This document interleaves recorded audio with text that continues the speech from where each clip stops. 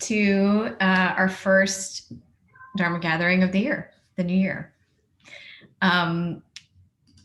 We have a couple other people who signed up, so we'll just go ahead and get started. And if they join us, they can just jump into the meditation with us. So my name is Ashley Dinges. I am one of the co-founders of Weekly Dharma Gathering. Also, so is Alex tonight. And Alex Van Gils will be leading us, and his talk tonight is titled Daily Creation. So Alex will lead us through a guided meditation, Dharma talk, and then we'll have a Q&A discussion period. As you can see, tonight's session is being recorded. So if you prefer not to be seen, you can turn your video off. But just note that if you ask a question, you will be recorded when you're asking your question. And if you have a question during the instruction or the talk, you can feel free to enter it into the chat box at any time, and we'll be able to address it during the discussion period. The recording of tonight's gathering can be accessed within 48 hours in your purchased products tab of your Vimeo Weekly Dharma Gathering account, and you will receive an email notification once it's posted. It's my pleasure to introduce Alex Van Gils. Alex is a composer, performer, and generative video artist, exploring the interplay between human and electronic creative agents. In his composition work, he creates musical systems that explore, amplify, and transform the gestures of human improvisational partners. Alex holds his PhD in music theory and composition from UC Davis. His dissertation work included The Permanent, a concerto for improvising jazz saxophone and orchestra. Alex lives in Brooklyn, New York, and his active projects include X Bucket, a performance trio featuring live process violin and generative video, and also a discipline of daily audiovisual compositions uploaded to @avg.music on Instagram. So you can go follow him and see his art there. Alex is a founding member of Cute Lab, a place for colors and sounds in New York City, and is the director of music and audio technology for Musical Mentors Collaborative. So Alex, please teach us.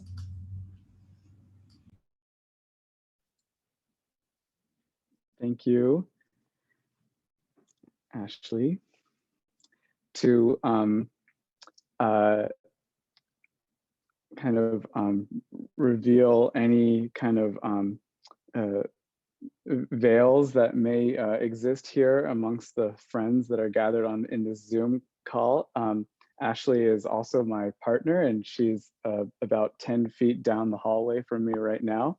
So if you hear an echo back and forth between the rooms, that's what's going on. There's my synthesizer and my bass. And it's just so wonderful to be here. I really appreciate this platform so much, and its opportunity to connect to all of the teachers that have been on this platform.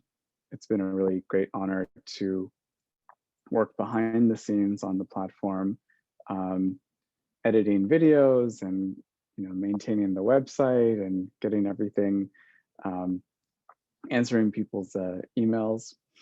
And so I'm just very touched to be asked to lead the meditation and discussion today. So welcome everyone. And for those in the future who are viewing this on the internet, welcome to you too. What I will share today, though I may be sharing some personal notes from my own meditation practice, it does not come from me. Nothing that I say was invented by me. It comes from lineage of Buddhist teachers, great sages, and specifically the Shambhala lineage that I've studied in gratefully my whole life. So I'm just grateful to be able to share this with all of you. So we called this talk Daily Creation. And daily creation might mean being creative every day. And that's something that I do. It's something that's important to me as an artist. But daily creation can also mean daily creation, creating your day or creating your world every day, which we are always doing, creating our experiences, either attempting to do so on purpose or without conscious awareness. And maybe we've ended up here at a meditation-based gathering because we want to create some space in our day, space for meditation, for breath, or maybe we saw who was leading and thought that we might want to create some creative space in the day. And I think we often hear about the idea of creative space, like creating in your home, creative space, like a space that can feel creative. And I think that here we're actually talking about space and how space itself is creative, how space can have possibility. So let's start with that space. I will kind of give some meditation and instruction, and we can meditate together, whether this is your first time meditating or you're a long time practitioner. We can kind of approach this moment of meditation with a fresh start.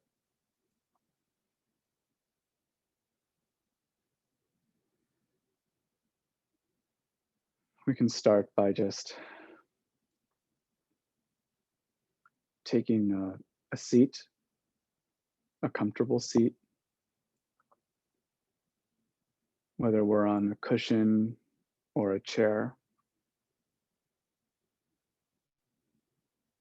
or the floor.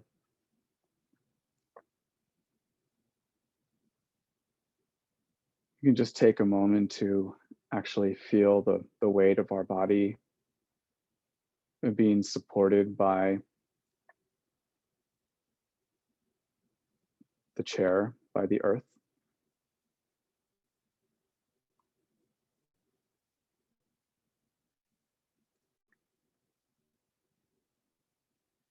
And today was maybe a crazy day. It was a crazy day for me. So you can just feel what it's like to all of a sudden have a little bit of space.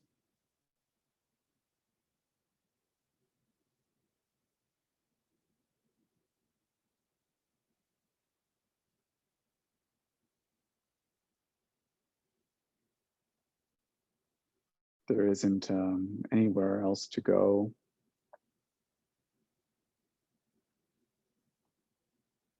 There isn't anything else to accomplish.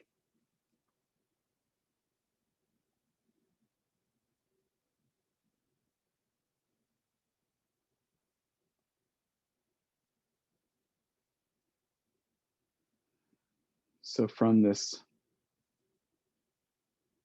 seat, supported by the earth,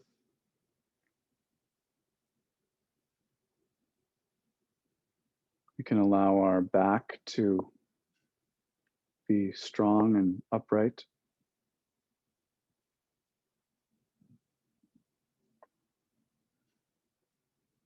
Holding our chest up so it can be soft and we can breathe easily and fully.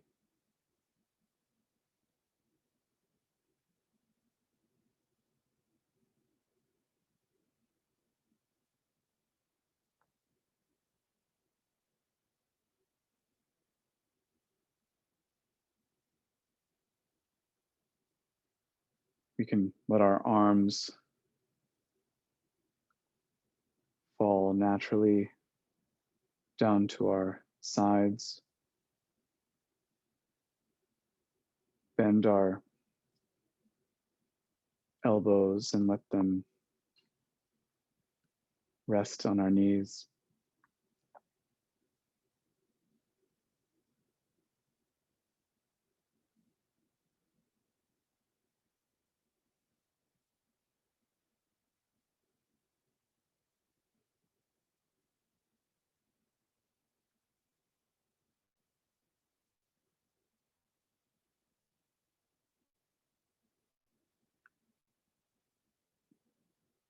And at the tip of our strong, relaxed back,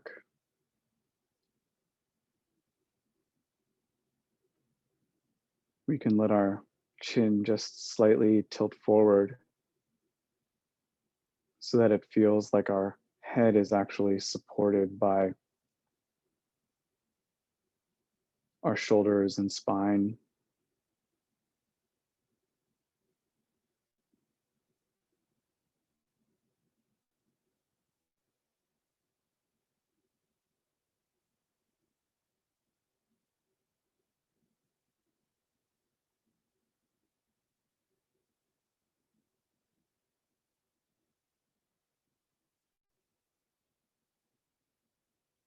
Our mouth can be slightly open,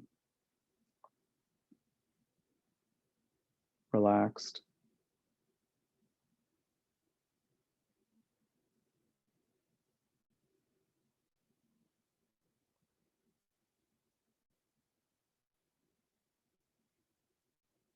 And our eyes can be similarly open and relaxed.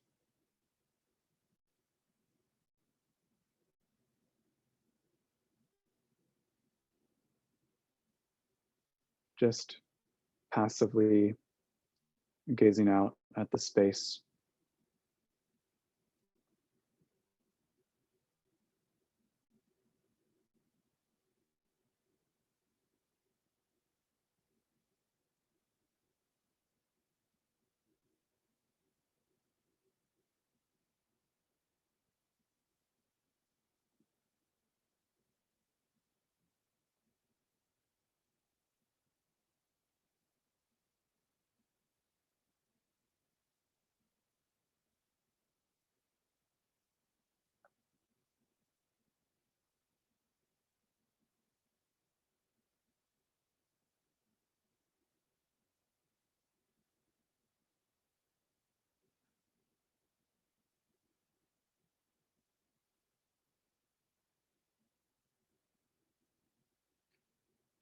And as we sit here,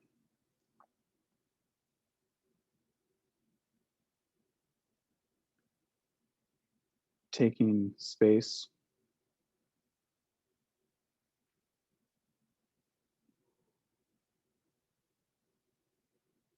we can help our mind to rest in this space by giving it the feeling of the breath in and out of our body and into the surrounding space.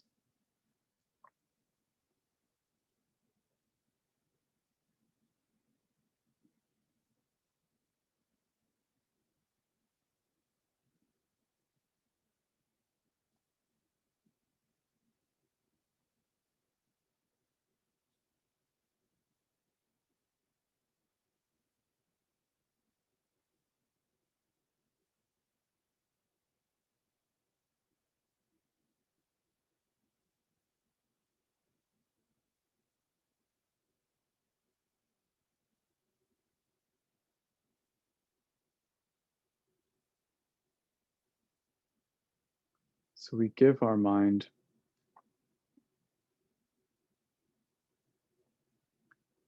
this object of the breath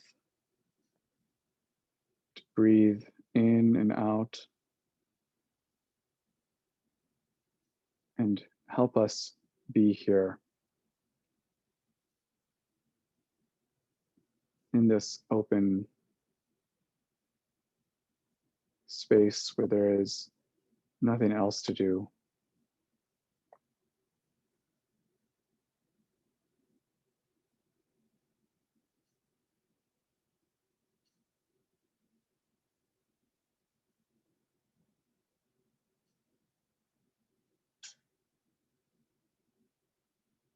And when our mind leaves, we just invite it to come back to the feeling of breathing into space.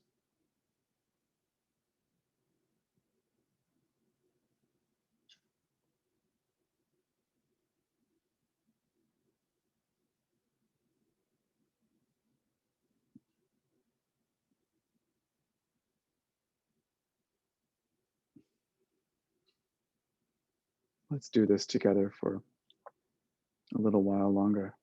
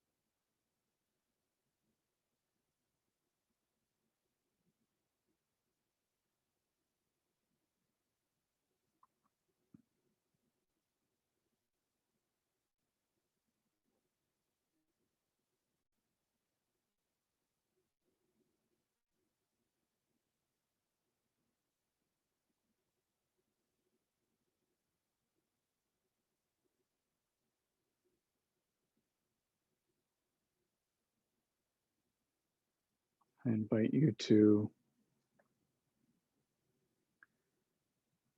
feel just a few more breaths.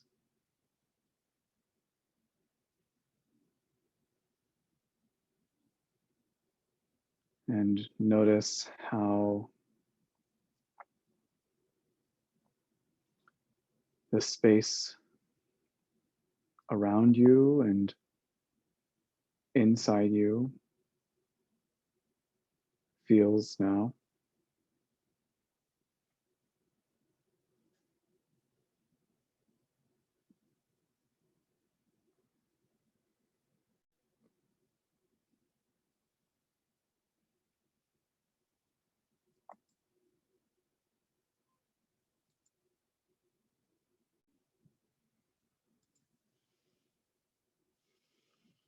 If you're able to chat, I'd love to hear a word or a couple of words about how your space feels right now. Love to see how people are doing. Are people able to type into the chat? I think they are.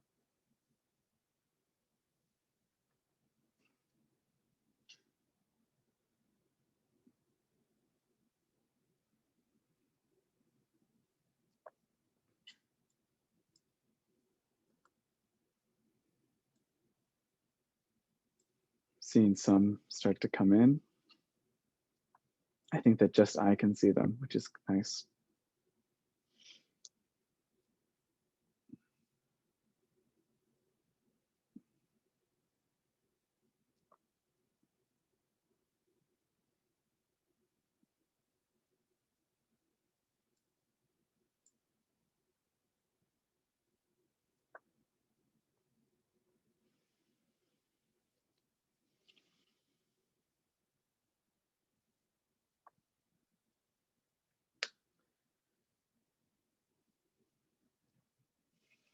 Thank you.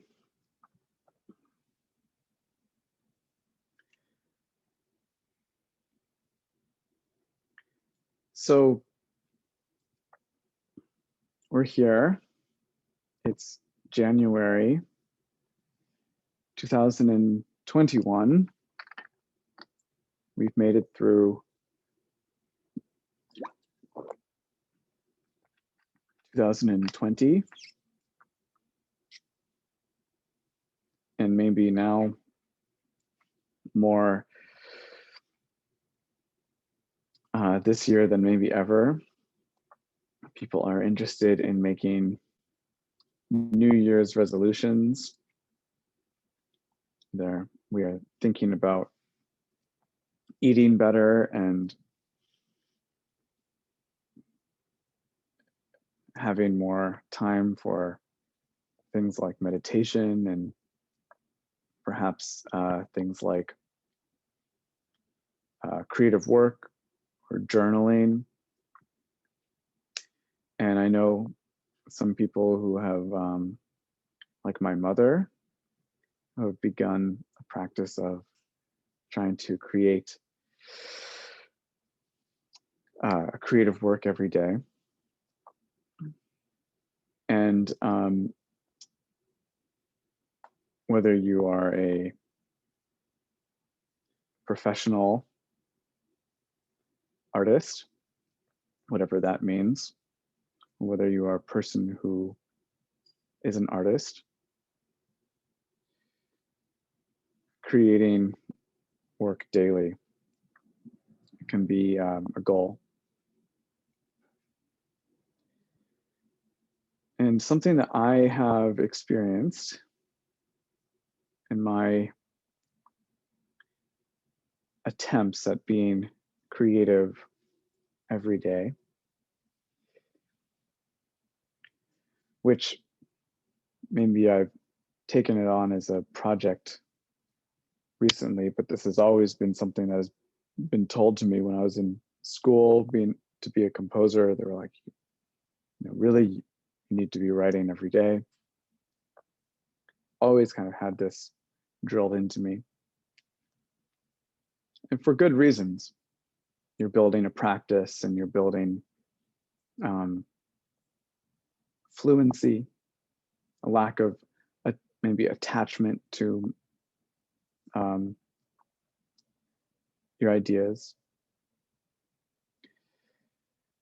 I've found that creating work every day without space can quickly become neurotic or habitual, or really often like a self-improvement project,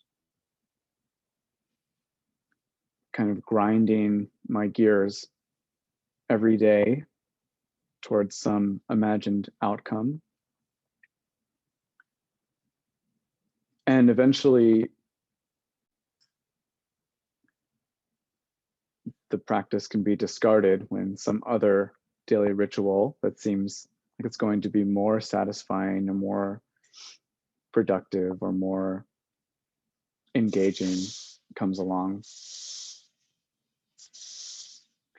And the creative act, like painting or making music or writing or cooking maybe, I know that it can give us a sense of space and openness and be spacious. It can help us connect to that space of possibility and inspiration that I was referencing. But I think that the best advice comes from the great sages, meditation masters, who tell us that the best space is space.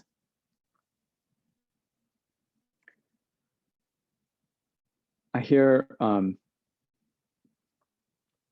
often there's like an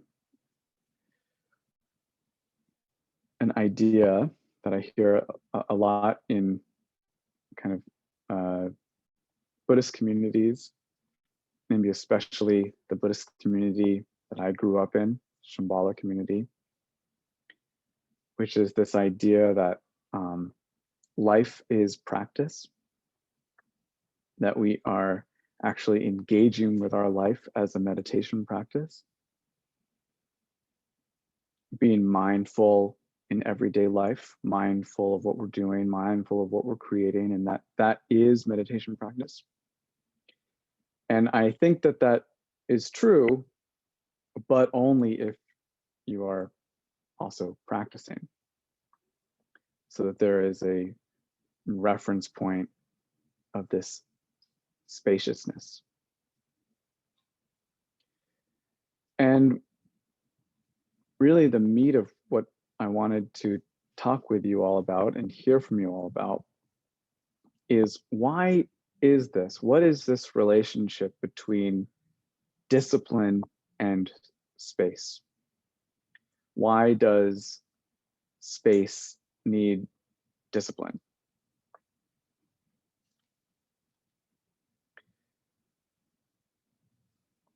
I think that it is the great entropy of samsara,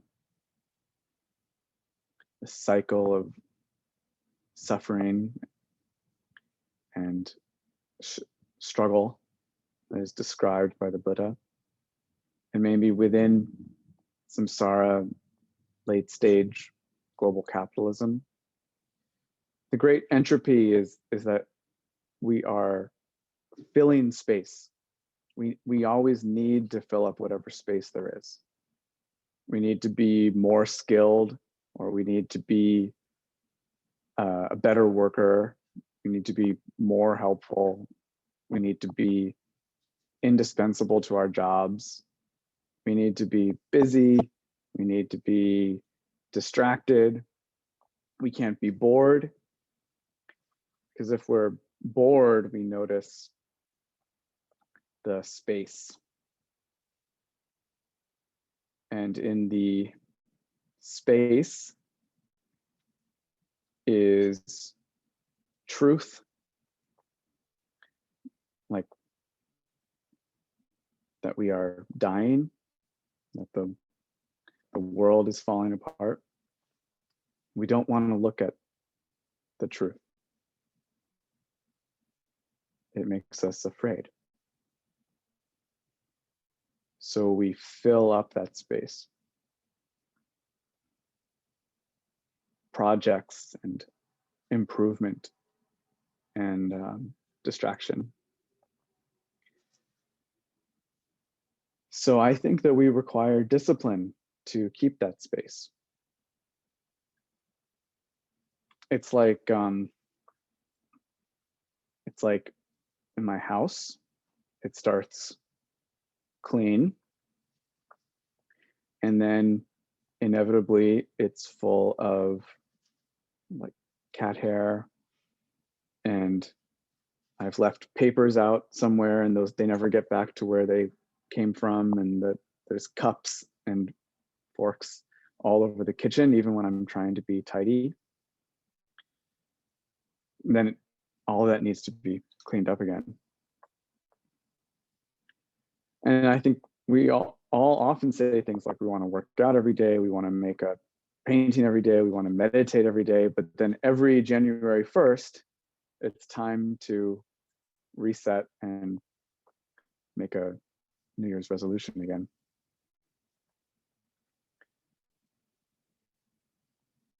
So I think that meditation is powerful because when we use our discipline to make the space for meditation, that practice itself creates space. Space within our mind and space within our sense of what is possible or natural or important, and space within our preconceived or unquestioned notions, space to be skeptical about what we've been certain about. And what could be better, especially for an artist or for a human being? What could be better than that?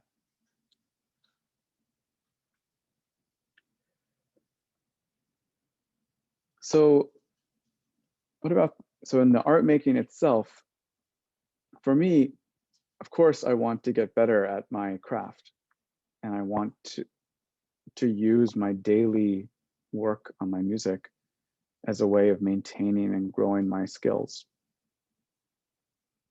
But I think the real crux of the practice is really connected to creating space. How I am and how I see the world, so that there's a hole punched in the daily routine for allowing something to arise. Often when I'm doing daily work, I get tired or frustrated, feel like I've lost the thread and I'm doing it out of a neurotic habit. And then this is where the discipline comes in, keeping me engaged and not giving up so that I continue to have that space.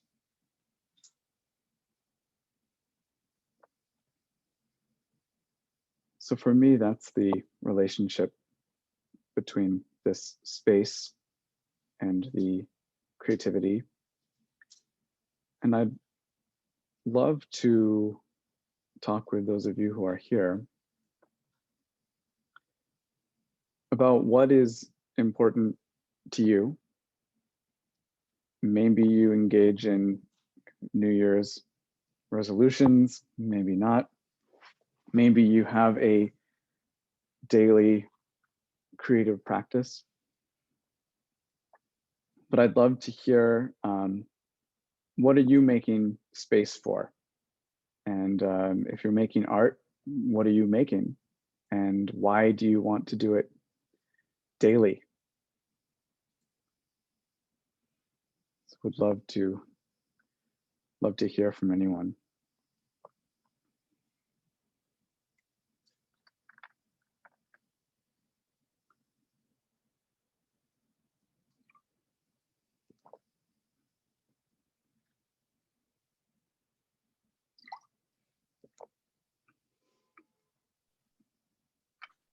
Hi, this is Sheena. Hi, Sheena. Hi, Alex. Um, I don't really have any resolutions,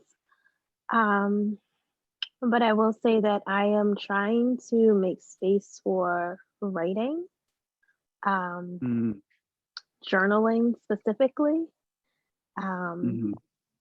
just so I can go back and like see what was I thinking, what was I doing, what was I feeling.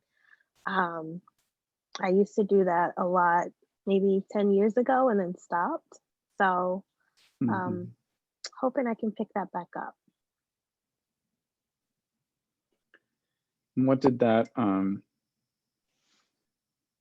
what does it feel like to have it as a kind of like a daily practice, um, versus something that's not, when it's not there? What changes about the way you, I mean, think about your, what you would have written down, what, you know, what happened in the day?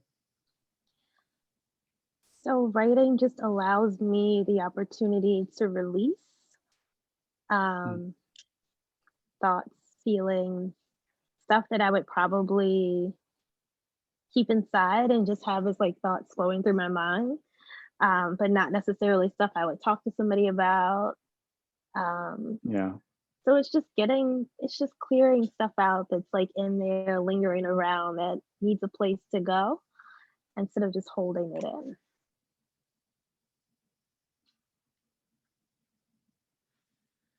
That makes a lot of sense. It's another kind of creating space, like you're you're creating space because you're allowing things to kind of come out and be expressed. I think that's what the daily music making is like for me. Thank you, Sheena. Hi, Alex. Thank you. Hi, Happy New Year, everyone. Happy New Year. Um, I love meditating. I've been meditating for probably 15 years, and I've always journaled since I was like 12 years old, a kid. Um, Wow. One of the things I do, I don't know, like 25 years ago, I was watching our Oprah show, and someone was in there, a spiritual person, and they suggested to keep a daily gratitude list, like write 5 things that you're grateful for. So I guess for 25 years, I always start my journal out with 5 things. The first thing I always say, number one, is I am very grateful for another beautiful day to be alive. But I've never Mm. not anything to be grateful for. So that's for me. Um, I think that I love what you said about the space between creativity. I feel um, that I don't exercise my creativity. I don't as much as I want to, and as much as I should, and as much as I could. And so um, I've always kept New Year's resolutions since I was a kid because I think they're fun. Um, Yeah. and New Year's is my favorite holiday.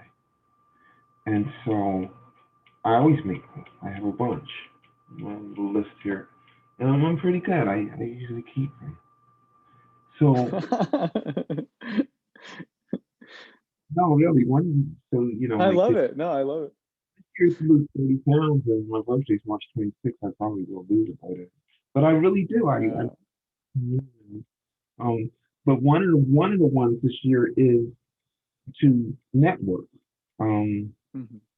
and like I'm doing now, because I haven't, like I want to. Um, I I sang. I can sing anything. I have like 8 octaves, and my passion is to record music and perform, and I also write. I'm writing a book, and so I've taken time off. I just moved to Bronx, and a nice place, and I'm decorating and spraying, finishing this up so I can work on things and meet people that are like you, that are talented. Um, I For me, in the struggle in my life and that I'm being aware of and trying to be mindful and kind to myself is my self-image. I struggle with, not self-esteem, um, self-image, because as a performers, recording artists, actors, people that are in front of the camera and the public's eye, they it's part of an art, you know. They really don't look like they look on, you know. I mean, I've sung in front of thousands of people many times, and if you wear makeup or you're a makeup artist or whatever, it's just part of the art. And so when I Right. say stuff, it's always been. I just started doing Zoom or being. I've never did taken a face feed or a selfie and so I'm working on being in front of the camera because for me it's such an art, and my dilemma is I compare it to the way I can look compared to the way I do look, and that's kind of not really a nice thing to do. So um, that's my challenge, and I'm being very courageous and brave to be here in front of the camera. I always look at everybody else except myself, but then when I do work and I have pictures because of the art of it, I love it. But because I look at it as such an art, the camera, difficult for me to be in front of it. Like just like when people want to take pictures, I don't want to.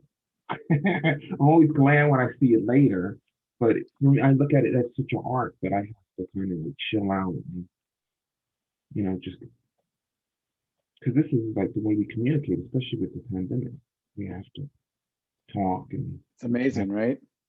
we have to be in front Yeah. of the. But I was like, so impressed with reading your profile and everything, and um, this is very nice for me. And see, you're photogenic. You look really different than you do.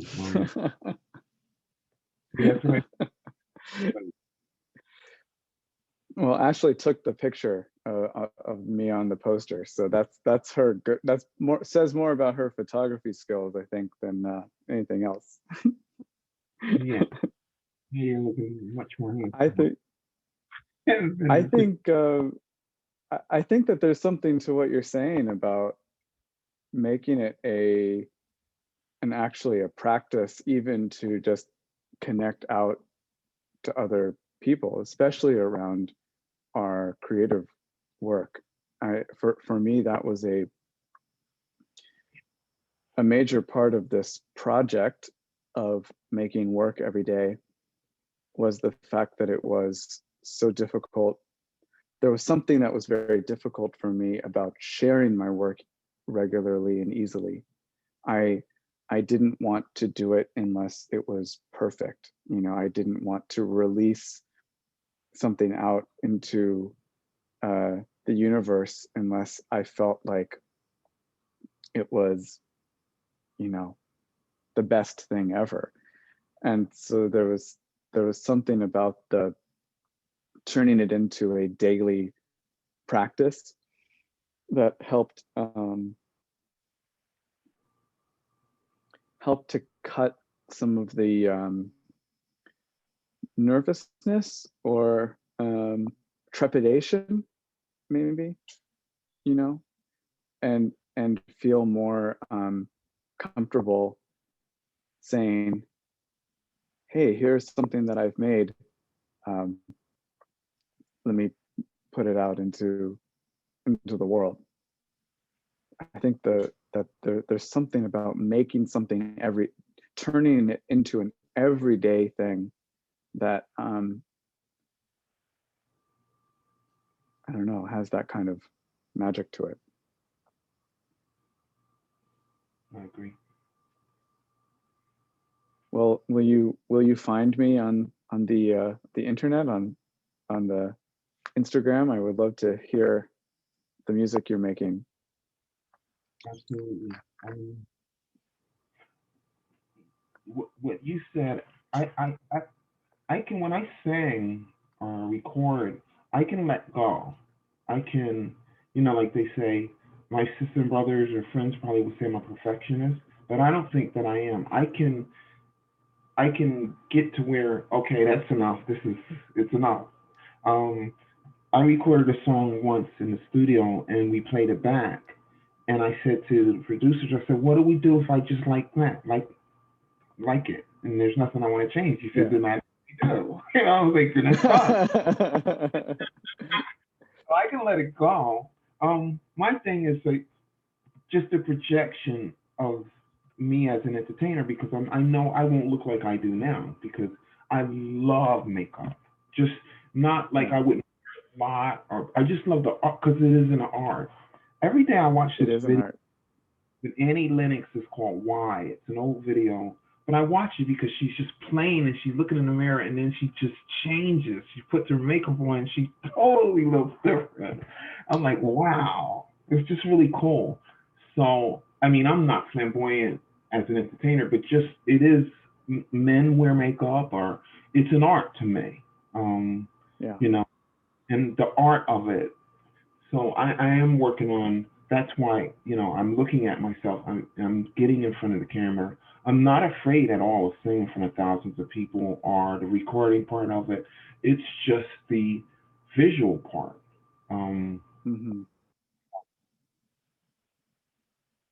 Thank you, Eugene. Welcome. Gail, are you there? Sorry to call you out, Gail, if you're not. Yes, I am. How are you doing this early January? What are your thoughts for the new year? Yes. Well, I've been thinking that I don't necessarily want to have a resolution exactly, but I want to live my life with much greater intentionality. And just and also taking just like little steps. For instance, I've made a commitment to myself, really low barrier to entry, 5 minutes per day, and it doesn't even have to be 5 minutes in a row. I am going to go and just attack, well, maybe not attack, but just deal with a pile of stuff and either toss it or tidy it.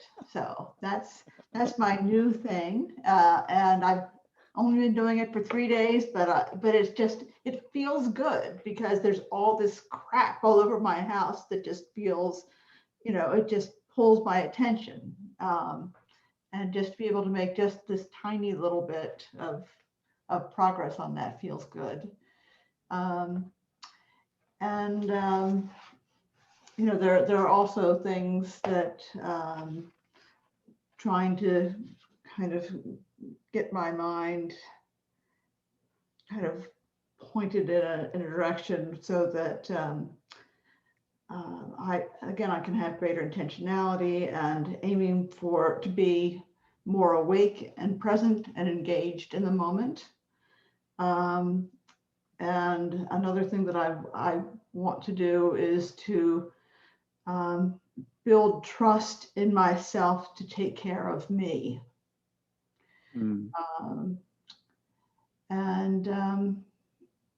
Because I tend to be a procrastinator and a perfectionist, and also to kind of like let my life just kind of happen to me. And so the idea of having some greater intentionality, of being aware of the choices that I'm making in each moment.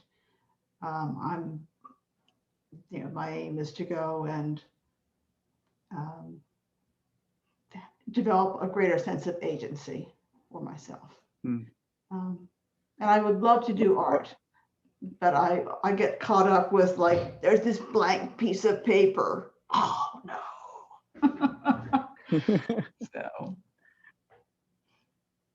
but I have a What vast supply of is art supplies, so. is your house like that? Yeah, it's got all of the art supplies in it. It's ready to go. It just needs to be activated.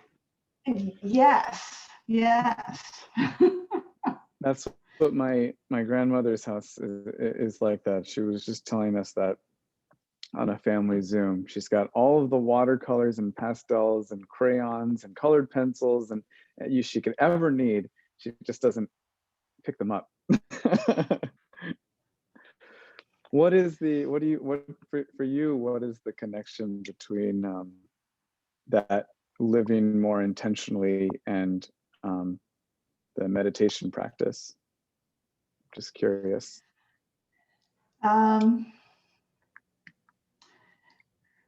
Well, my meditation practice, my path is really on social meditation. So I'm less likely to have individual sitting practice than I am. I facilitate in social meditation for the Baltimore Shambhala Center. And that's where I've found real transformation, because it's helped me to go and come into my body and be present, and see that if something, I experience something that I don't want to experience, that instead of avoiding that, I walk towards it. That I don't go and push away fear. I just see that it's something that will always be there for me, and its real aim is to go and keep me safe. It doesn't always have the best of judgment and discernment, but to go and just allow it to be. So that's kind of, the greater embodiment that I've discovered as being a path to my truth is a key piece of my meditation. Thank you for sharing that. Sorry for flipping the what's it called, the who's giving the meditation instruction.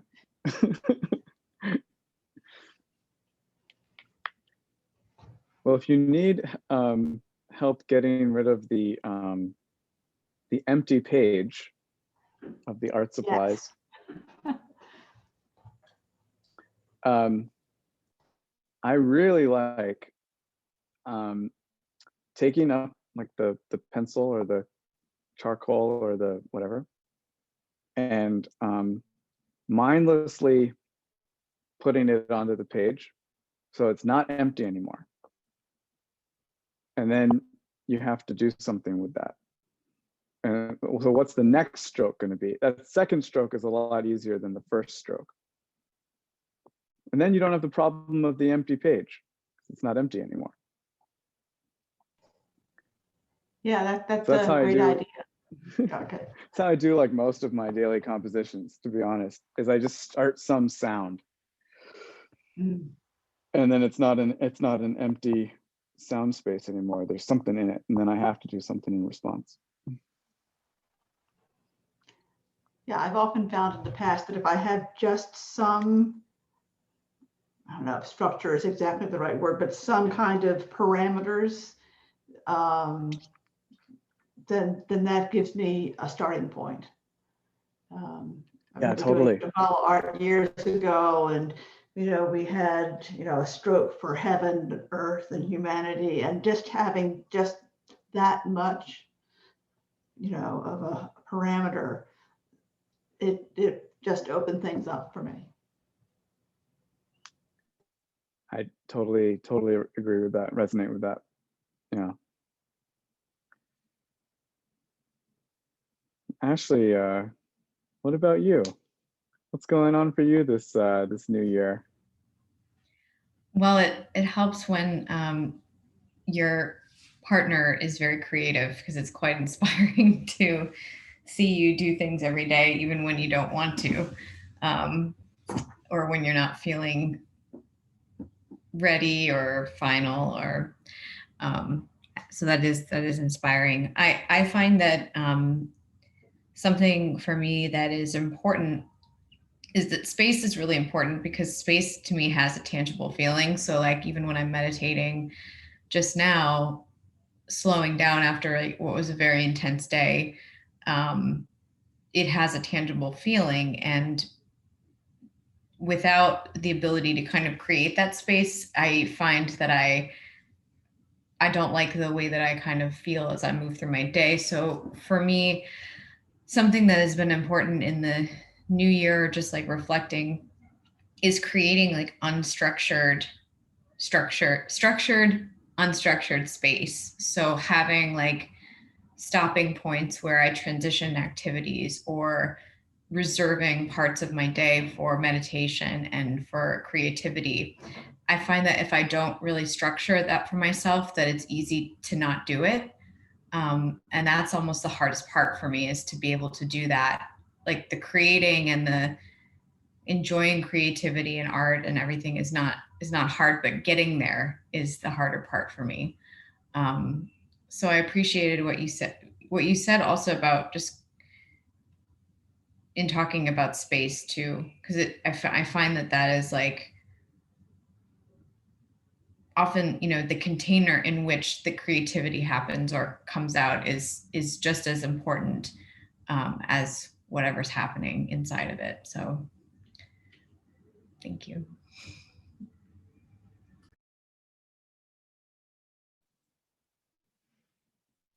Thank you.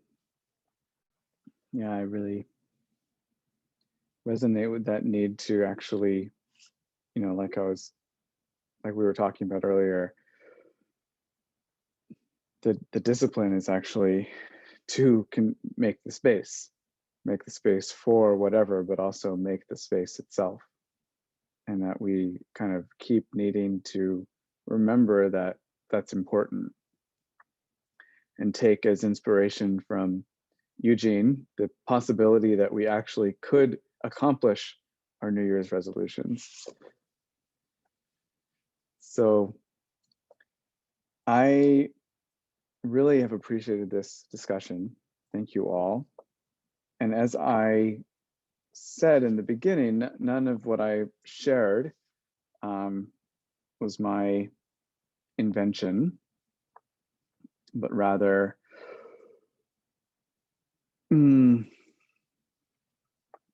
it comes from what I've learned from being so fortunate to be able to learn Buddhism and the practice of meditation and the teachings specifically of Shambhala Buddhism from a young age. So I wanted to close with just a short reading from one of the classic Dharma books, Shambhala, The Sacred Path of the Warrior by Chogyam Trungpa Rinpoche.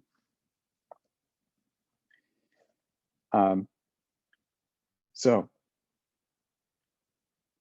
in the ordinary sense, we think of space as something vacant or dead.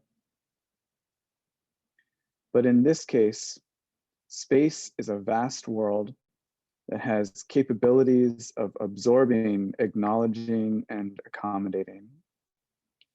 You can put cosmetics on it, drink tea with it, eat cookies with it, polish your shoes in it. Something is there. But ironically, if you look into it, you can't find anything. If you tried to put your finger on it, you find that you don't even have a finger to put. That is the primordial nature of basic goodness. And it is that nature which allows a human being to become a warrior, to become the warrior of all warriors.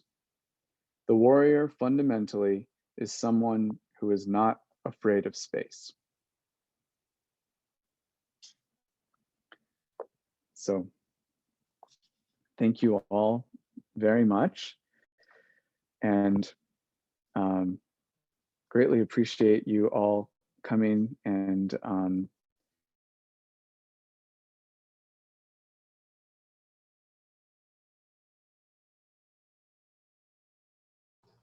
You're muted, Alex. was I muted the entire time that I was reading? Just when you were at the very end. Okay.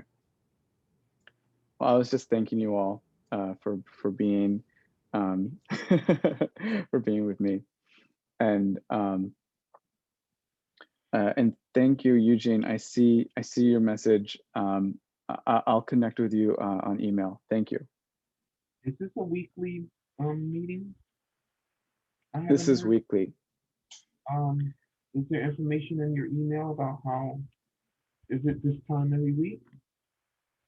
Oh, nice. 7 p.m. Yeah, 7 p.m. every week. Yeah. Okay. So there's information in the email of how to stay with you guys. There is, and also Ashley has just put the website right here in the chat. Okay. Yeah, so this is weekly, and we have a number of really wonderful teachers coming up in the following weeks, including Sheena, who is on with us this evening. Sheena will be leading us on January 27th. So I just want to take a moment and thank you, Alex, for leading us and for your talk and your meditation and the very warm conversation. And thank you, everyone, for joining us for the live gathering tonight. Next week is Arthi Tajuja, and Arthi's talk is called Unearthing the Heart of Transformative Justice. And then again, we have our whole January schedule on the link in the chat, or weeklydharmagathering.com. If you are interested, so you can subscribe monthly and you can access all of the old talks, or you can get all the new talks. And you can also, on the website, there's a free trial. So if you just want to browse the content that's there and see different talks, you can do that. I think that's it. If you want to access this recording, it will be available on your Vimeo account within 2 days. And just once again, Alex, thank you so much for everything. And everyone have a wonderful evening. Happy New Year. Happy New Year. Happy New Year. Bye. Good evening, everyone. Thank you. Bye.